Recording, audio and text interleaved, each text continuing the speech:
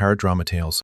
I handed her our divorce papers the day before our only child's graduation, after 20 years of marriage and one forgiven affair.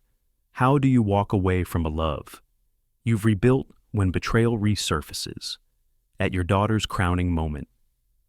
I remember the day we said, "I do," 20 years ago, as if it were yesterday, his steady hand in mine, our hearts full of promise and that bright-eyed belief that love was enough to conquer anything. Early on, commitment wasn't just a word, but a living force between us. We built a foundation of trust brick by brick, Sunday morning coffees and mismatched mugs, long drives to family reunions, where we introduced each other as my partner in this adventure, and whispered vows at the altar that we'd weather every storm together. That unwavering pledge carried us through job changes, moves across states, and the nervous excitement of our daughter's first heartbeat on the ultrasound screen. Our shared milestones became the pillars of our forever. I still smile at the memory of picking out paint swatches for our first home, a tiny sunlit bungalow that smelled of new beginnings, and his laughter as I accidentally splattered teal on his favorite shirt. Years later, we celebrated the day we became 3 with her wobbly first steps, and the following year, her preschool graduation moments that felt like diamonds in the tapestry of our life. We marked every anniversary with a return to our wedding chapel, renewing promises under the same oak tree, reminding ourselves that love deepens not by shrinking, but by expanding to include new joys and new challenges. But the real magic lived in our daily rituals, those small acts that stitched our hearts together. Each evening he'd read our daughter a bedtime story while I prepared tomorrow's lunch boxes. Every Friday we danced barefoot in the kitchen to old Motown records, spinning each other until we collapsed in giggles. Morning text check-ins, coffee eggs. Love you became little love notes that carried us through busy workdays. Even when life got messy, parent-teacher meetings, overdue bills, scraped knees, we faced it as a team, sharing the weight and lightening each other's load. Mini hook. Every anniversary felt like a new chapter, until it wasn't. Looking back, those 2 decades felt unbreakable because they were woven from commitment, milestones, and rituals. We weren't perfect, but we showed up for each other every day. Yet even the strongest foundations can crack when old ghosts reawaken. As I prepare to tell this story of love, forgiveness, and the chance at a fresh start, remember that what makes a marriage enduring isn't grand gestures alone, but the countless small moments that say, "I'm here and I choose you," day after day. 6 years ago, the ground beneath me gave way in a single devastating moment. I found her phone unlocked on the kitchen counter. A string of messages from another man, messages laced with longing, plans for secret dinners, confessions of a betrayal I'd never imagined. I remember the cold strike of panic as I skimmed the thread, the way my heart seized when I saw my wife's name, followed by words that belonged to someone else. My mind raced. Was this real? Had the woman I'd shared a home, a child, and 20 years of memories really slipped into someone else's arms? I confronted her immediately, voice shaking as I read the messages aloud. She sank to her knees, and the tears began, big wrenching sobs that seemed to wring her soul dry. She told me it had lasted only a few months, that it started the night I was out of town, feeling distant in our own marriage.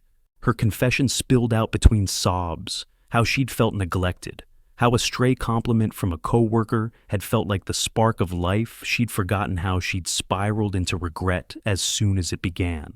In that moment, I wanted to turn my back on her, to tell her she was dead to me, and to walk away with nothing but the clothes on my back. But she looked up through tear-streaked cheeks and begged me not to leave, promising she would do anything to make it right. She handed me her phone, turned off and locked, and said she'd quit her job to remove the temptation. She'd begin therapy to face the holes in her own heart, and she'd accept every step of reconciliation I asked for, no matter how hard. She knelt there in a heap of remorse and vulnerability, her voice cracking. I don't want to lose us. I remember pacing our living room, the baby monitor ticking softly, wondering if forgiveness was a bitter pill I could never swallow. Ultimately, I chose our family. Our precious daughter, barely 2 years old, and the life we'd built together. I watched her stand up, wipe her tears, and promise change, and I believed in the woman I married more than the mistake she made. We enrolled in weekly counseling sessions, spoke nightly in the dim glow of a lamp about hurt and hope, and I found in my own heart a willingness to rebuild, So we took our first tentative steps toward healing, not because the affair never happened, but because we decided our marriage flawed. Yes was worth a second chance. Over the next 5 years, we didn't pretend the affair never happened. We honored it as a wound that needed care, and we set about healing it together. First, we embraced therapy as our compass. Every Thursday evening, we sat side by side on the mustard yellow couch in our counselor's sunlit office, speaking our truths and listening to each other's pain without judgment. We learned to unpack anger as a signal, not an excuse to dig deeper into our fears, mine of abandonment, hers of feeling unseen. These breakthroughs taught us to catch each other's hidden hurts before they turned into resentments. Second, we reignited the spark that had flickered out under the weight of everyday life. Date nights became holy rituals. Every other Saturday, we handed our daughter to trusted grandparents and returned to the little bistro, where we'd shared our first meal as a married couple. I watched her laugh the way she did before parenthood, and I remembered why I fell in love with her in the first place. We took dance lessons stumbling through two-step and swing, and marveled that clumsy togetherness felt more intimate than effortless perfection ever could. Mini hook. We learned that sometimes love rekindles most brightly when we stumble hand in hand. Third, our family bond deepened in ways I never expected. Our daughter grew into a spirited little girl who saw her parents as teammates rather than co-conspirators in marital drama. We planned weekend camping trips, teaching her how to fish and roast marshmallows, forging new traditions that belonged only to us. I surprised my wife with a renewal of our vows under the same oak tree where we'd first promised forever, this time handing her a necklace engraved with our daughter's birth date as a symbol of the life we'd chosen over betrayal. In those 5 years, we rebuilt trust not as a single act, but as a daily commitment, morning check-ins, honest conversations by the kitchen table, and a Sunday night ritual of gratitude where we named one thing we appreciated about each other. Our marriage was no longer just about passion. It was a partnership of resilience withstanding storms by turning toward each other rather than away. When our daughter scraped her knee or that promotion fell through, we leaned on that stronger foundation. And though the memory of betrayal remained an undercurrent, it became less a threat and more a reminder of how far we'd come. In forgiving and truly rebuilding, I discovered that broken trust can become the groundwork for a love that's deeper, more authentic and lasting, far beyond the wounds that once threatened to undo us. 6 years after we'd patched the gaping crack in our marriage, I thought the pain had faded into a scar, one you only felt if you poked at it too hard. But then, on an ordinary Tuesday, I heard our voicemail ding while I was at work. It was my sister. Her voice quiet but urgent, reminding me of the gift of life and asking if I wanted to spend it with someone who'd betrayed me so deeply. That single question landed like a fist in my chest, and for the first time in years, I felt the old ache twist through my chest. It wasn't just her words. Any reminder of the affair had the power to derail me. A flash of memory, her tear-streaked face, her confession in that dimly lit hallway. A surge of shame, the knowledge that our daughter's bedtime lullabies had begun with a mother poisoned by guilt. These echoes of betrayal lay buried beneath 5 years of renewal, but they still hummed beneath the surface, waiting for a trigger. That evening, I replayed our wedding video on the living room TV, rolling footage of our young faces full of hope. As I watched us dance under fairy lights, the moment my wife's hand lingered on another man's message came rushing back. Her trembling admission, my heart's collapse. I paused the clip, staring at my younger self, so certain that life's worst was behind us. Mini hook. I realized that betrayal's echo never fully dies. It simply waits for a new crack to slip through. Over the next few days, every happy memory mutinied under suspicion. I found myself scrutinizing her phone, checking for hidden messages, glancing at her sleep time function while she was in the shower. I replayed old text threads, searching for coded clues I'd missed. Even the feel of her hand in mine during our daughter's dance recital felt tainted by the possibility of another secret. The trust we'd rebuilt trembled under the weight of my doubt. And then came my daughter's high school graduation on the horizon, a crowning moment I'd always dreamed of celebrating with pride. But after my sister's intervention, I saw my wife's practiced smile falter in the photo op lines, the tight grip of grief around her eyes. In my own heart, I felt a tidal wave of regret and certainty collide. Could I ever look past that betrayal, even after 5 years of renewal? as I sat alone in the empty ballroom that night, clearing away folding chairs and glittering ribbons. I faced the truth. Old wounds don't stay buried forever. They echo through new milestones and threaten to undo the work we've done. The question remained, would I let those echoes shatter our family again? Or would I find the strength to silence them once more, choosing the life I rebuilt over the pain that nearly tore it apart? My sister's voice cut through my fog of doubt like a clap of thunder the morning before our daughter's graduation. And I'll never forget the weight of her words. Would you really want to spend the rest of your life with every sunrise and every breath, with someone who betrayed you so deeply? Point one, she framed life as the most precious gift imaginable, reminding me that each day I lingered in a marriage shadowed by infidelity was a day stolen from my future happiness. Life is finite, she said gently, her eyes steady on mine as we sat at her kitchen table over coffee that had long since gone cold. You have one shot at this one chance to build the decades ahead, on trust, not on buried secrets. Point two, the timing couldn't have been more acute. It was 2 days before my daughter, our bright smiling graduate, would walk across that stage in her cap and gown, marking her own entrance into adulthood. My heart broke at the thought that the woman who carried and raised her couldn't find joy in her achievement because I was hiding behind a forced peace. Do you want her to remember this day as the moment her parents chose a lie over her mother's happiness? My sister pressed. Point three, her ultimatum crystallized my inner turmoil into a stark decision. I'd forgiven and rebuilt once, but forgiving again would mean silencing the echo of betrayal that still pounded through my chest. If I stayed, I risked teaching our daughter that broken promises could be glossed over with time. If I left, I risked shattering our family's carefully mended mosaic. Minnie Hook, her single question landed like a stone in the glass house of my marriage. As I busied myself with my daughter's cap and tassel that evening, I replayed my sister's challenge in my mind, recognizing that love isn't just about holding on. It's about having the courage to let go when the bedrock beneath your feet feels unstable. Standing at that crossroads, I realized the only way to honor the gift of life, my daughter's and my own, was to choose a path where authenticity, not fear, would guide every step forward. The sun filtered through the high school auditorium windows as proud families settled into folding chairs, and I felt a knot tighten in my chest.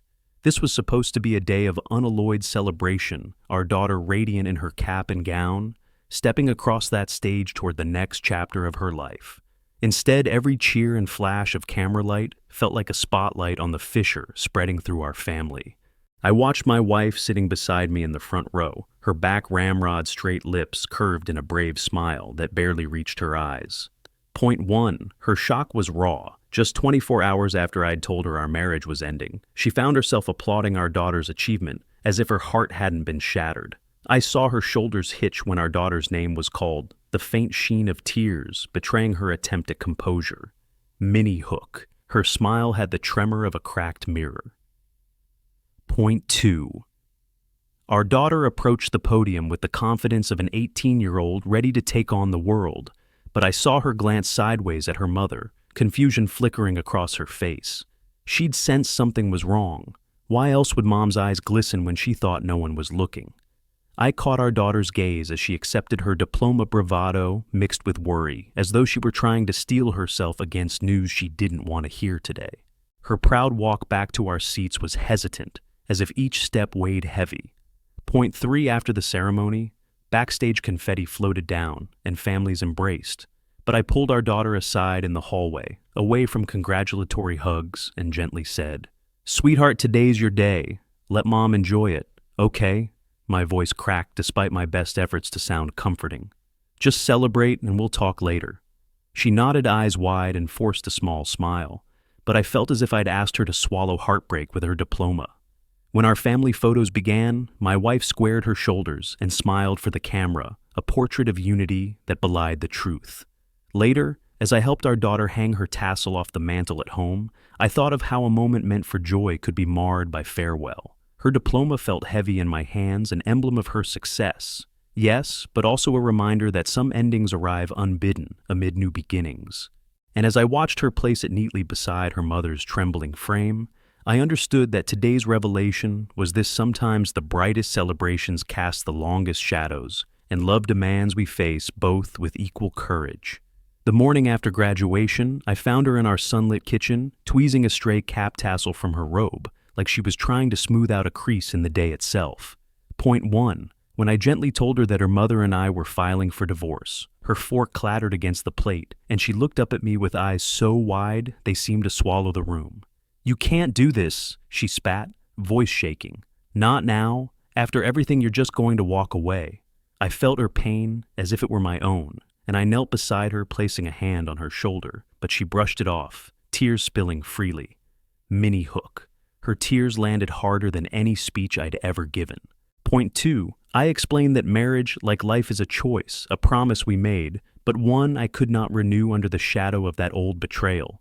"This is between your mother and me," I said, choosing each word carefully so that she understood the gravity without feeling the burden. "Your heart, your dreams aren't what's at stake here. We both love you more than anything, but we must be true to ourselves, even when it hurts." Her lip trembled as she took in the words, and I watched her process that our love for her remained steadfast, even as our love for each other had shifted. Point 3.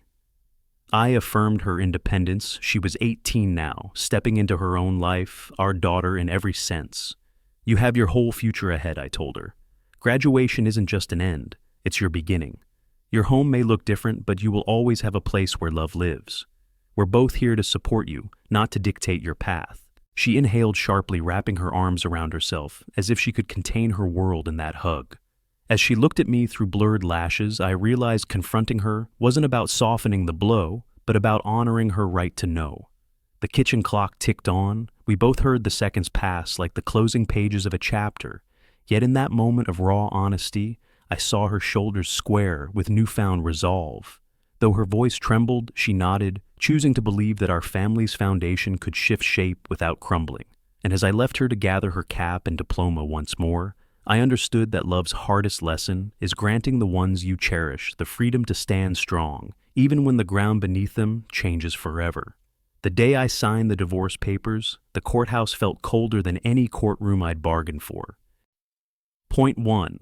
Legal logistics became my new vocabulary: petitions, affidavits, temporary custody orders. Each form a reminder that our family, once held together by vows and bedtime kisses, would now be divided by ink and statute. I sat across from my wife at the mediator's table, the air thick with the hush of endings, as we hammered out who'd keep the house until final judgment, how we'd split savings we'd stashed for college funds, and the schedule for sharing custody of our daughter. Mini hook. Even paperwork can't capture the ache of a broken home. Each line I initialed felt like chiseling away at decades of dreams. Point 2. Household shifts followed in swift succession. Our daughter's room, once a riot of pink and gold, needed to be halved one side, her mother's sanctuary when she stayed. The other reserved for my weekend visits, complete with her favorite dinosaur sheets. The bedroom my wife had claimed now felt cavernous without her laughter drifting through the doorway. I hauled old boxes to storage, the clang of packing tape echoing like a distant goodbye. At night, I learned to navigate new routines, warming up frozen lasagna for our daughter, tucking her in alone under the moonlight, whispering "Dad's here," even when my own heart felt heavy. Point 3. Through each legal filing and life reconfiguration, our support network became our lifeline. My sister stepped in to chauffeur our daughter to soccer practice on Monday evenings, her steady presence reminding me I wasn't walking this path alone. My mother sent care packages of lasagna and notes that read, "Hold on to hope." My wife and I agreed for our daughter's sake to attend co-parenting counseling, learning to share not just custody, but kindness and compromise. On weekends, we'd circulate our daughter between homes, her giggles the bridge across our new boundaries. Throughout it all, the future felt fragile, an uncharted territory of solo birthdays and separate holiday dinners. Yet in those shaky steps toward new normals, I discovered resilience I never knew I had. The echo of absence in our empty rooms softened with each new, albeit painful, routine. And as I rebuilt my life on the other side of the courthouse steps, heart bruised but beating, I realized that fragile futures can also be fertile ground for growth, where love redefined still finds a way to flourish. In the quiet aftermath of court documents signed and boxes packed, I discovered that grief and gratitude can coexist. Grief for the marriage we lost, and gratitude for the daughter, who taught us both how to love more deeply in broken places. As I tuck her into bed tonight, her soft, "I love you," Dad reminds me that family isn't one house or one narrative. It's the courage to choose honesty over comfort and to rebuild from the shards of yesterday. If there's one truth I've learned, it's that life's most painful endings often seed our greatest beginnings, a chance to craft a future where respect, transparency, and self-worth guide every step. Thank you for witnessing our journey. If you've faced the tremor of betrayal or the crossroads of divorce, share your story in the comments so others know they're not alone in the uncertainty. Subscribe to join our community of survivors, forging new paths. Hit the bell so you won't miss our next episode on turning heartbreak into hope. And remember, the bravest act of love isn't always holding on. Sometimes it's having the strength to let go and believe in the promise of tomorrow.